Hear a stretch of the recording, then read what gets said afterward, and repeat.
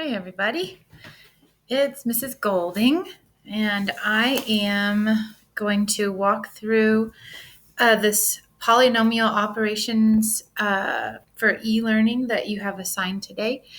And it is found in Delta Math. So I wanted to first give you just a reminder of the exponent rules that we're going to follow. You have these in your notebook, but you may or may not have your notebook with you. So you're going to follow the multiplication rule. I called it the product rule, where if we're multiplying same bases, then we're going to add those exponents.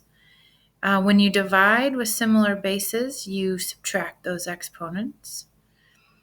The power rule, as I said, was if you have a base raised to a power and then that monomial raised to another power, you simply multiply those powers.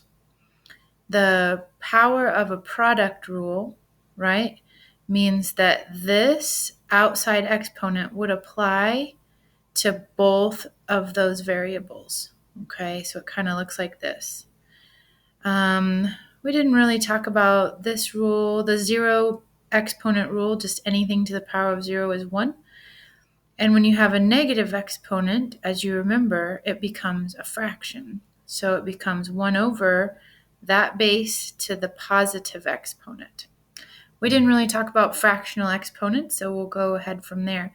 If you have a coefficient in front of your variable, you're going to perform whatever operation is a part of that problem. So for instance, if you're multiplying two of those numbers, so two monomials that have coefficients, instead of adding them like you do the exponents, you actually multiply the coefficients. You do the same thing here. You would divide the coefficients. Here you would raise any coefficient to the outside power. And here, these probably don't apply too much. Okay, so that was a quick review. Let's go on to one of the problems that you have today. So let me grab a pen here. All right, so in your assignment, it says if C equals m plus 1 and B equals m plus 5, find an expression that equals 2C plus 3B in standard form. Okay, so those are some important things that we need to do here. So we want 2 of whatever C is. Well, we know that C is this. We want 2 of those plus 3 of whatever B is. And we are told that B is this. Okay, so notice I use my parentheses to show that I want 3 of that whole expression.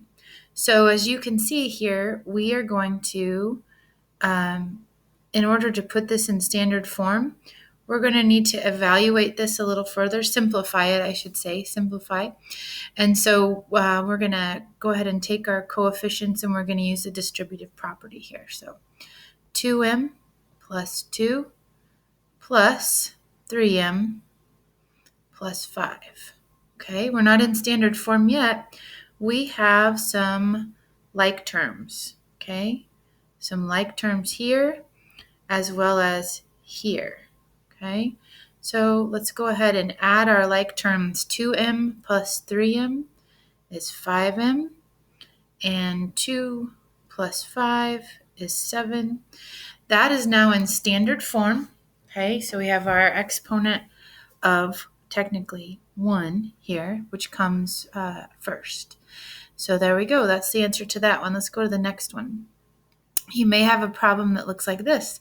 So if b equals x minus 4 plus x squared and a is 2 plus x squared, find the expression that equals 3 b's minus 3 a's in standard form. All right, so let's go ahead and write that out. We want 3 of whatever b is, and b is x minus 4 plus x squared, and we want to subtract 3 of whatever a is, 2 plus x squared, okay? So we're going to go ahead and use the distributive property again. All right, you get the picture here. So 3x, 3 times x is 3x. 3 times a negative 4 is a negative 12. And 3 times x squared is a positive 3x squared. Now, I'm going to, let me use a little post-it note. We talked about,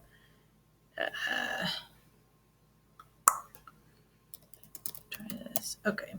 We talked about using post-it notes to cover things. I'm just going to see if I can, I don't know. It's not really working very well. Cover up all of this over here. And notice I have a negative 3 that I'm going to distribute here. Okay. I think this is probably not very helpful. Let's get rid of you. So we're going to distribute this negative 3. So negative 3 times 2 is a negative, let's go back to our pen, negative 6. And then there's really a 1 here, right? A coefficient of 1. So negative 3 times 1 is negative 3. And negative 3 times 1x squared is negative 3x squared. Okay, at this point, we're going to identify any like terms. 3x, no. Negative 12, yes. Negative 12 and negative 6. Notice, be careful to grab those signs in front of each term. That's very important.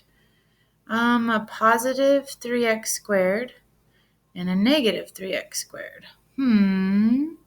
Interesting.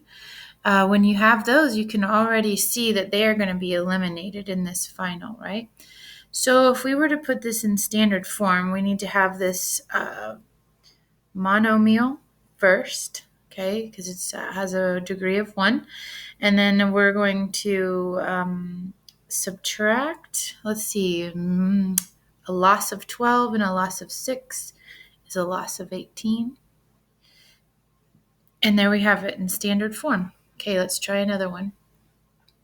If a is r minus 2 and b is r squared minus 4r plus 5, find an expression that equals 3a's plus 2b's in standard form.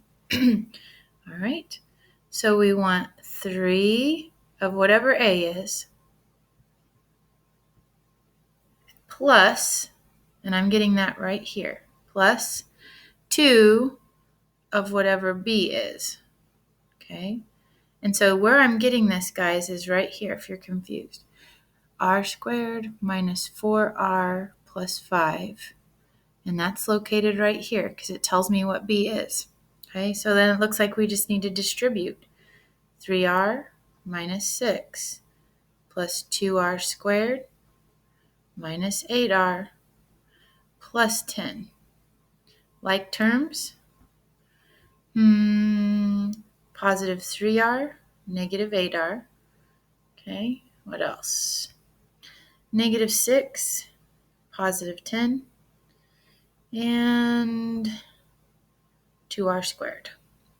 Okay, so since we have to express this in standard form, let's start with the largest exponent first. So it's a positive 2r squared. We'll put this in descending order.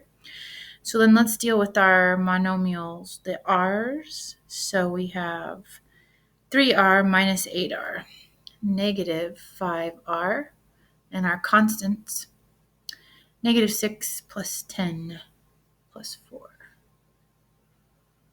And there you have it, a trinomial to the second degree in standard form, descending order.